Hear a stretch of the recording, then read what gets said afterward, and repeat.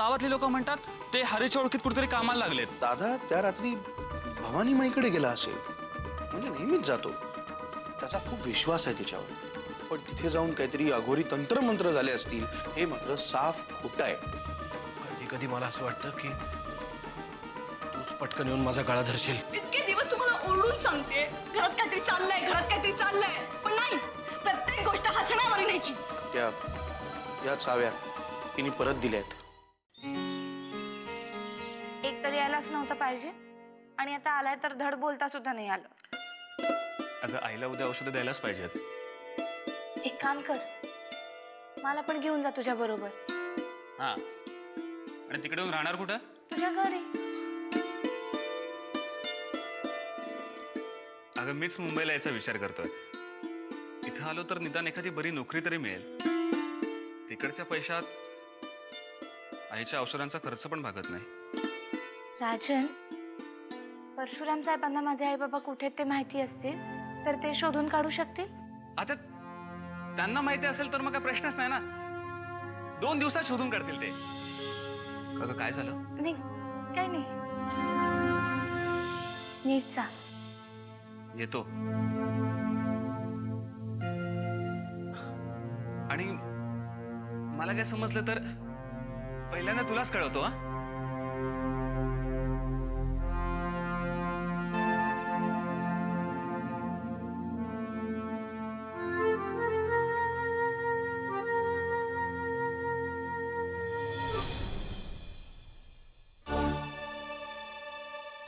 नरसिंहरावांचे अघोरी तंत्रमंत्र, जत्रेच्या काळातील गुप्त हालचाली. आमच्या खास वार्ताहराकडून मिळालेल्या माहितीनुसार नरसिंह किल्लेदार एका मांत्रिक बाईच्या नादी लागले आहेत. या बाईची गावात प्रचंड दहशत आहे. वरिताबाई, मला हाताला धरून बाहेर काढता येतं.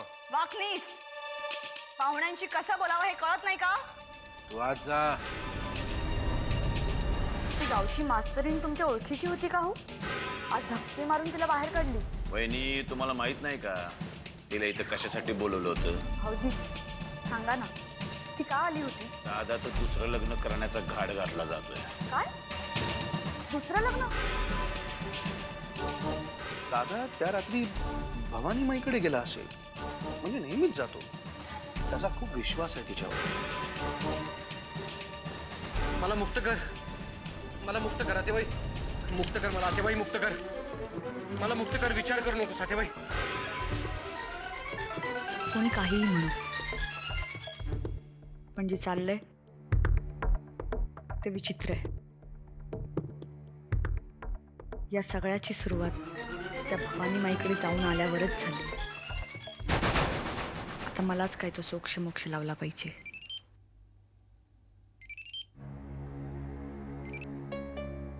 अजून मेली का जिवंत आहे हे बघायला फोन केलाय का? तू काहीतरी अभद्र बोलू नकोस ग. तुमच्या आजूबाजूला जे काही चाललंय ते सगळं जास्त अभद्र आहे. त्याचा विचार करा.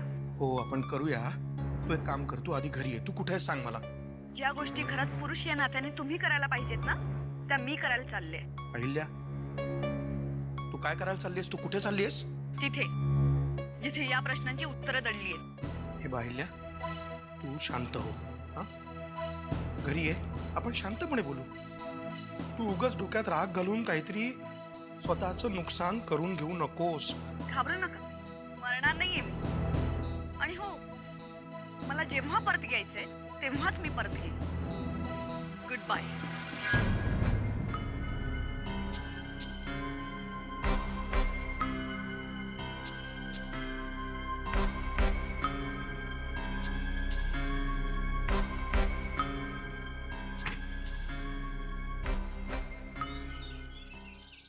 आज अहिल्याने नरसिंहच्या लग्नावरून गोंधळ घातला. मला प्रश्न पडलाय की हा विषय तिच्यापर्यंत पोहोचलाच कसा?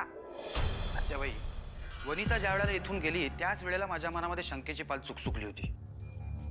तिच्याकडून परशुराम साहेबांकडे आणि परशुराम साहेबांकडून अहिल्या वहिनींकडे हे कळणं अवघड नाहीये. म्हणजे आपल्याला जेवढं सोपं वाटलं होतं तेवढं सोपं नाहीये हे प्रकरण. अहिल्याबाईंनी जे काही बोलल्या ते साहेबांना कळाले? त्याच्या देखतच तर झालं ना सगळं. आधीच वनितावरून निराश झालाय तो. कुणावर विश्वास ठेवायलाच तयार नाही मुळे. त्यात हिचं हे आकांत तांडव. एकदा बोलायला लागली ना की ताळतंत्रच नसतो हिला. आत्याबाई, मला नाही वाटत घरातला हा अंतर्गत विरोध आपण थांबवू शकू. विषय निघालाच आहे ना, तर मग आता तोडगाच काढू. अहो पण वनिता प्रकरणावरनं दुधाने तोंड भाजलंय म्हटल्यानंतर ताकही फुंकूनच प्यावं लागणार. नाव काढू नका तिचं. ती तशीच असणार होती हो, पण माझ्या नजरेने कसा धोका खाल्ला. आत्याबाई, परिस्थितीच अशी होती की एखादा मुद्दा आपल्याला जाणवलाय असेल, पण आपण घाईगडबडीत दुर्लक्ष केलं असेल. हो, दुर्लक्षच झालं असणार. नाहीतर माझी नजर अशी धोका नाही देणार. जाऊ दे ना, झालं गेलं गंगेला मिळालं. आता पुढे काय? जिने हा प्रश्न निर्माण केलाय तिच्याकडे जाणं. भवानीबाईकडे? हो, आपल्याकडे दुसरा पर्यायच नाहीये. हो, पण आपण जायचो गुंता सोडवायला, आणि तिच्या बोलण्याने नवीनच कोडी निर्माण व्हायची. नरसिंह आणखी खाचेल हो त्याच्यामुळे. पण साहेबांना नेलंच पाहिजे असं काही नाहीये. मी गेलो तरी चालणार आहे. तसं असेल तर मी पण येईन बरोबर. कशाला उगाच तुम्ही दगदग करून घेताय? वाकनीस, नरसिंहाच्या जीवापुढे माझी दगदग महत्वाची नाही हो. ठीक आहे, मी तयारीला लागतो.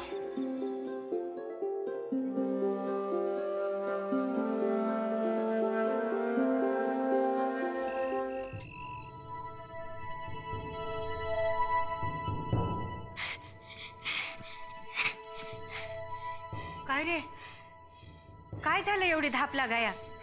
भूतभीत मागं लागलं का काय तुझ्या? मग अरे काय झालं ते तरी सांग.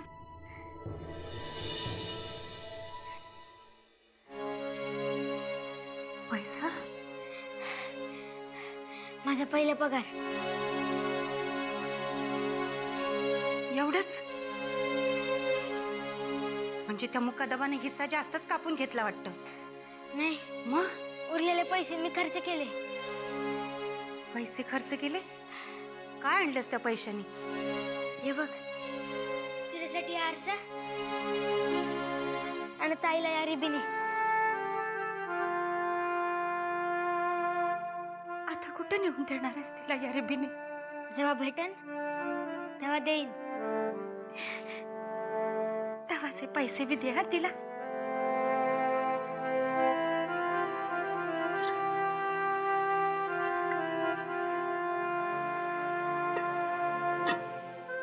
आई, ताई पण असेच पैसे साठविते. तिला तुमच्यासाठी काहीतरी घ्यायचंय. आजपासून तू बी असंच पैसे साठव आणि घे तिच्यासाठी काहीतरी.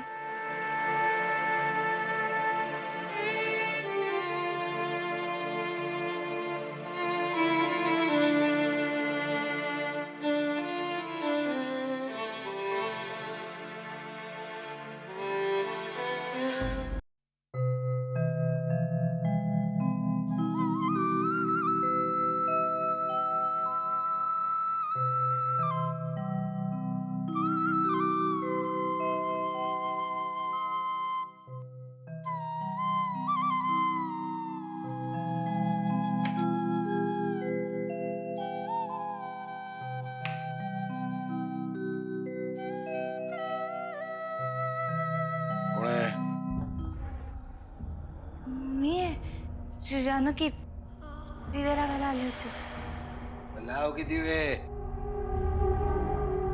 लावलाय? लावलाय. माझ्या डोळ्यासमोर का असा असा अंधार पसरलाय. सर्वत्र काळा काळा कुट्ट अंधार. तू काळी कुट्ट, मी काळा कुट्ट. मी जाऊ का? तुझा आवाज असा काय येतोय घाबरलेल्या कोकरासारखा?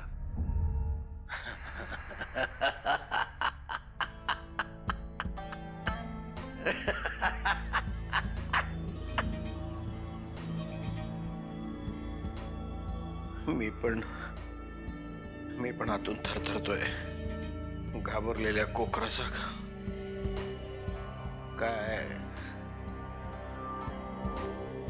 काय नाव म्हणलेस तुझं? जानकी, सुमित्रा ताईची झोपते. की जानकी आहेस का? भवानी आहेस?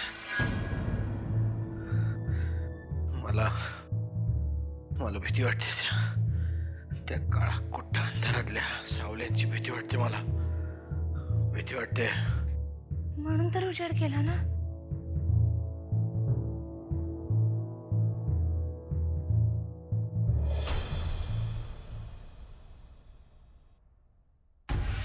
माझ्या या खोलीमध्ये मी माझ्या स्वतःच्या हाताने काळा रंग फासलाय. त्यामुळे कोणी कितीही उजेड केला तरी मी मृत्यूला दिसणारच नाही.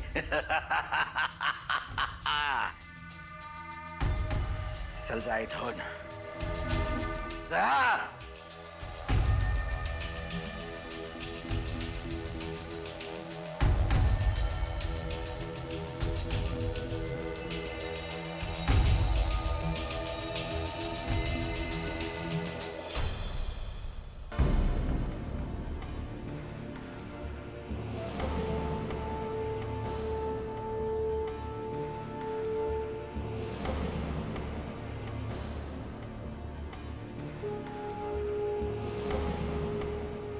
मी अहिल्या वामन किल्लेदार, किल्लेदारांची मोठी सून. मी जे काही बोलतेय ते तुझ्या कानात शिरत असेल तर मला माझ्या काही प्रश्नांची उत्तरं हवी आहेत. मी तुझ्याशी बोलतेय.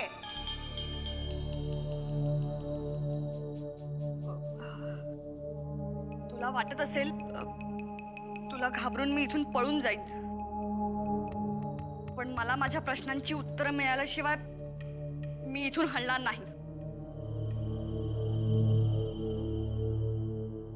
मनात तुझ्या प्रश्न अनेक, उत्तर त्याचे फक्त एक. काय आहे माझ्या प्रश्नाचं उत्तर? आधी प्रश्न तर विचार.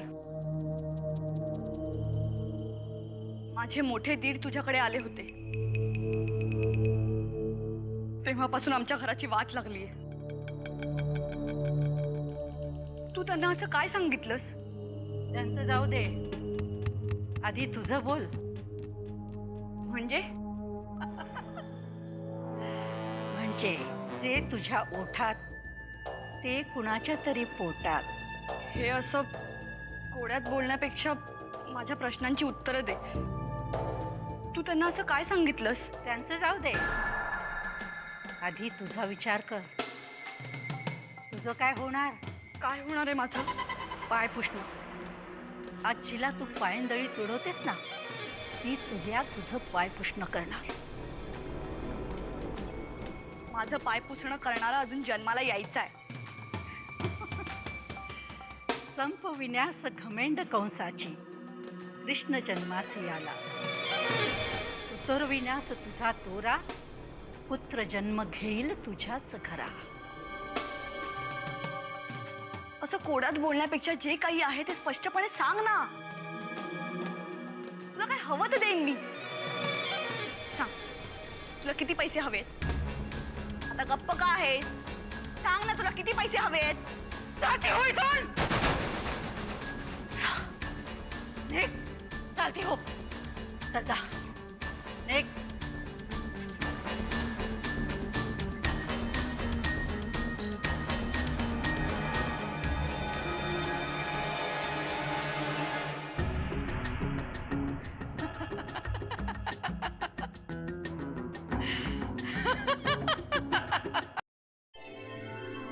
लागतोय, उचलत नाहीये.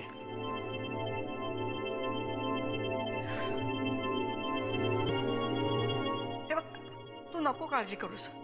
ती आली ना की बोलीन मी तिच्याशी. अगं, बोलायला ती आधी घरी यायला तर हवी ना आत्या. अरे जाऊन जाऊन कुठे जाणार आहे? माहेरीस ना, उद्या जाऊ आपण. नाही गेलेली ती माहेरी. सगळ्या नातेवाईकांना फोन केले.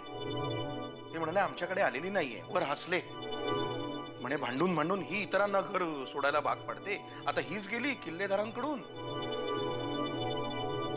पण मी जरा आज जास्तच बोलले बाई तिला.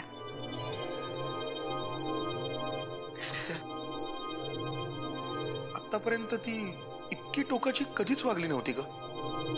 आरडाओरडा, आदळापट, आबोला एवढीच तिची मर्यादा होती.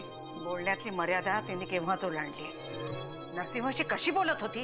आत्या, कदाचित त्यामुळेच नंतर घाबरून घर आपण पोलिसात कळवूया. घराण्याची अब्रू अशी वेशीवर टांगू नका. वाट बघू आपण. थांबा, तो फोन लाव. बघ परत लागतोय का बघ फोन.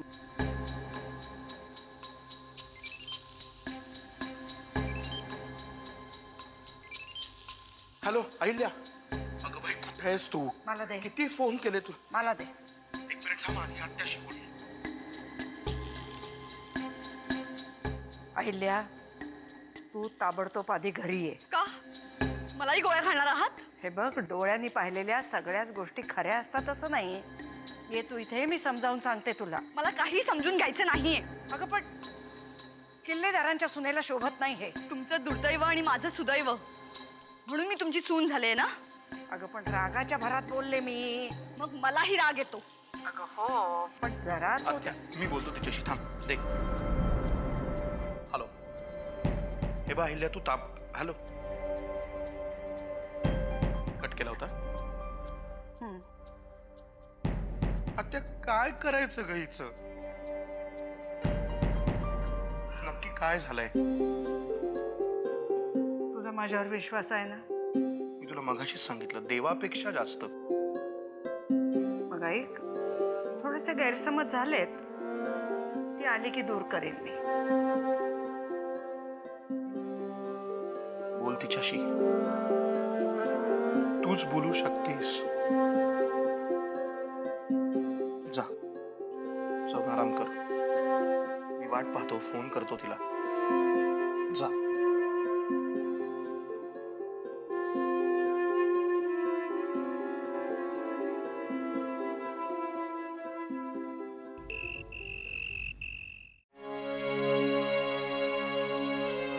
जानकी सांगत होते की संध्याकाळपासूनच पिणं सुरू केलंय. हो, मी दिवा लावायला गेले तेव्हा पाहिलं. तुझ्याशी काही बोलले? म्हणजे काही सांगितलं तुला? बोलले, पण मला काही कळलं नाही. म्हणजे काय पण बोलत होते. एकदा तर मला भावानी पण म्हणाले. बास आता, या विषयावर चर्चा बास. वाकनीस, हे सगळं थांबलं पाहिजे. आता या परिस्थितीत आणखी डोक्याला ताप नकोय मला. मला तर हे पाहून आश्चर्यच वाटलं. मला आश्चर्य नाही वाटलं, राग आलाय. जगाला ज्ञान शिकवतो ना हा माणूस, आणि स्वतःवर वेळ आल्यावर दारूच्या आहारी गेला. काय झालं बाबांना? तुला कोणी सांगितलं? नाही, दामू काका म्हणत होते की काही झालेलं नाही त्याला. आता त्याला थोडा मायग्रेनचा त्रास होतो का नाही? थोडीशी विश्रांती घेतली ना की वाटेल बघ बरं त्याला. नाही आत्याजी, अगं मायग्रेनचा त्रास बाबांना आधीही व्हायचा ना. त्याचा त्यांच्या वागण्या बोलण्यावर नाही फरक पडला कधी. आणि गेले काही दिवस ना फार वेगळे वागतात अगं ते. नुसती हाक जरी मारली ना तरी दचकतात. आत्याजी, बाबांचं सगळं ठीक आहे ना? अगं वेडाबाई, त्याला काही झालं असतं तर आम्ही असे हातावर हात ठेवून गप्प बसलो असतो का? तसं नाही ग, पण गेले काही दिवस खूप वेगळे वागतात ते. धड बोलत नाहीत, हसत नाहीत. त्यांना काही झालं तर नाहीये ना? काहीही झालेलं नाहीये त्याला. हे बघ, नर्मदेच्या जाण्यामुळे थोडासा खचलाय एवढंच. तू आता जा बरं, झोप आता. सकाळी प्रॅक्टिसला जायचंय ना तुला.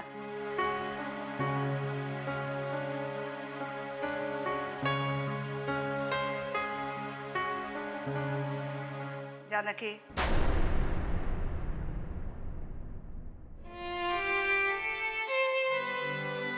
वाकनीस, मला या घरात एकही बाटली दिसता कामा नाहीये. हो.